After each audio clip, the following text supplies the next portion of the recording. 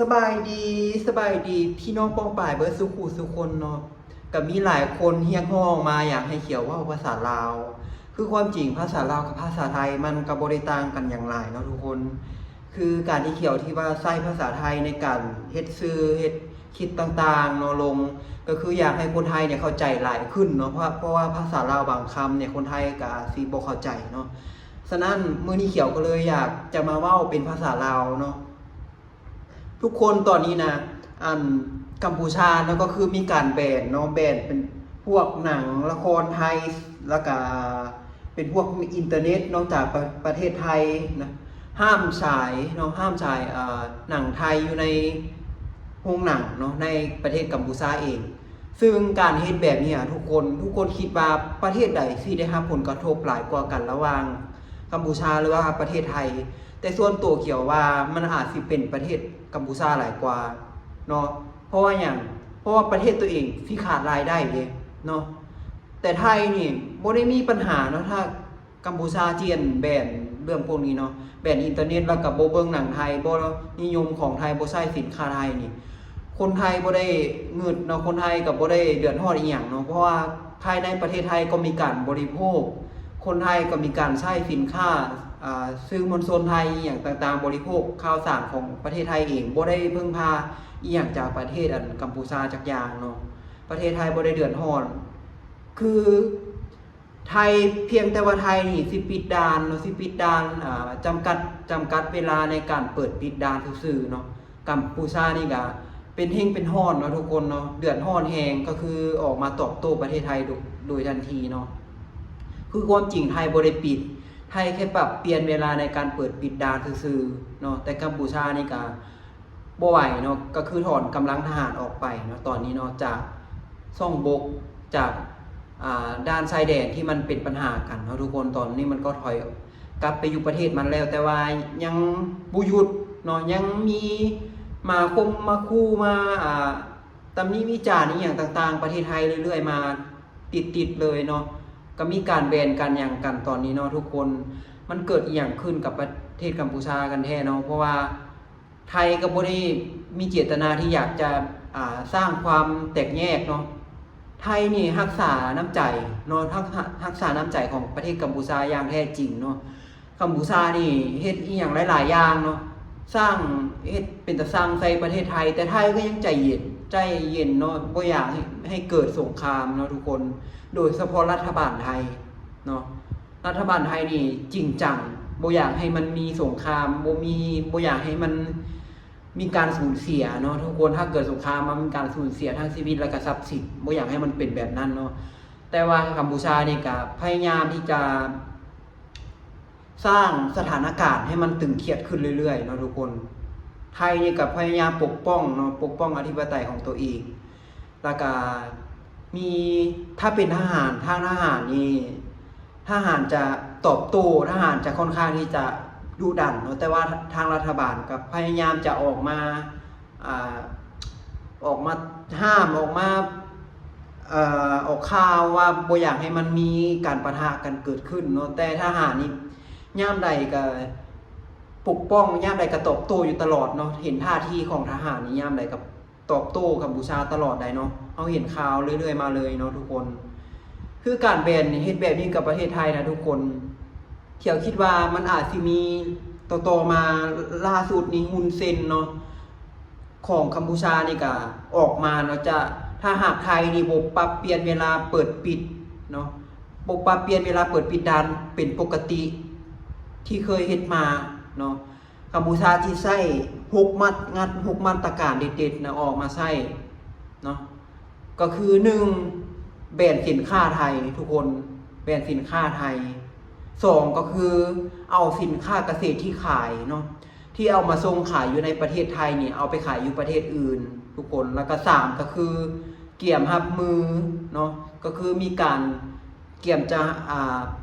ต้อนรับเนาะกับแรงงานกัมพูชาที่จะกลับประเทศตัวเองก็คือจะมีการจ้างงานกัมพูชาคนกัมพูชาที่อยู่ที่การจะกลับบ้านเกิดเมืองนอนของตัวเองเนาะจะมีการ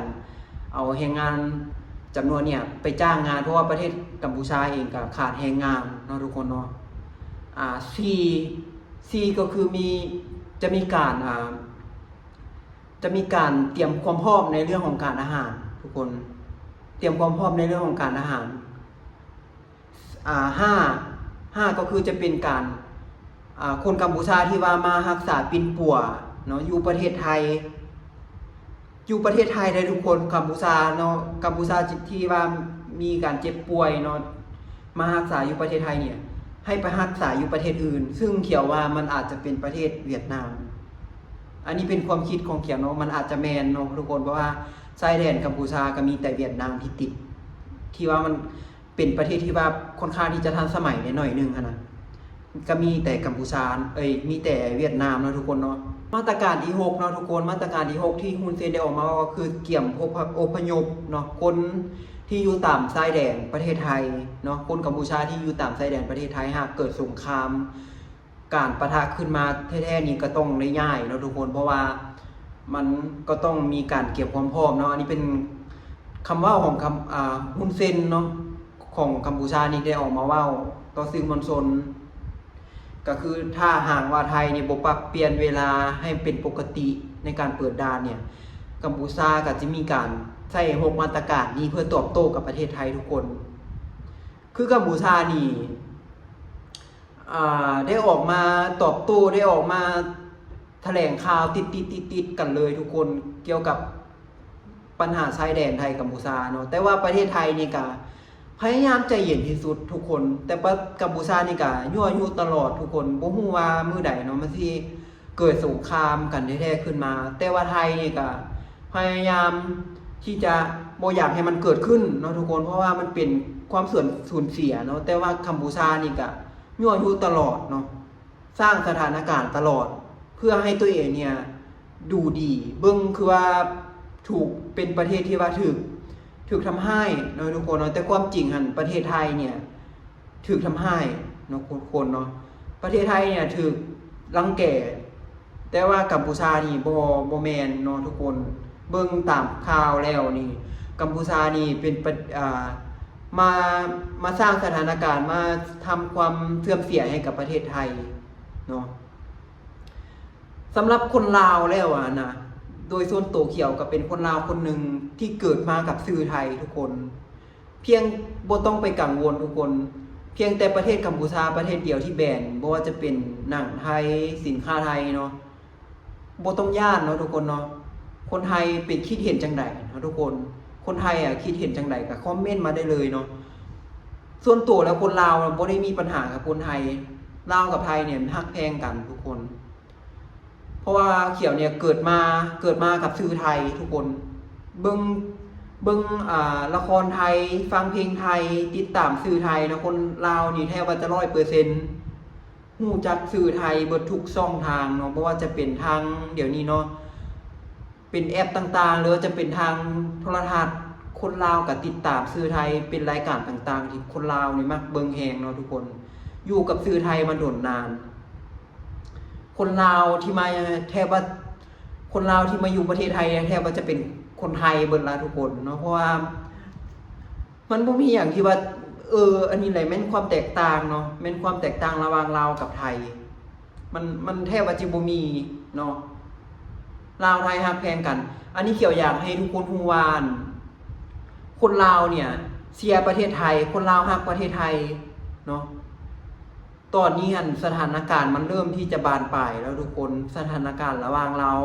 ระหว่างกัมพูชากับไทยนี่มันเริ่มที่เห็นทางตันแล้วทุกคนมันเริ่มสิบ่ไปบ่ฮอดใส่แล้วเพราะว่าอย่างรัฐบาลไทยนี่ถ้าเบิ่งท่าที่รัฐบาลไทยนี่ก็เริ่มจะตอบโต้แล้วเนาะทุกคนเนาะเริ่มที่จะบ่หยุดนิ่งแล้วบ่อยู่นิ่งแล้วเพราะว่ากัมพูชานี่สร้างสถานการณ์ตลอดเนาะสร้างสถานการณ์ตลอดเลย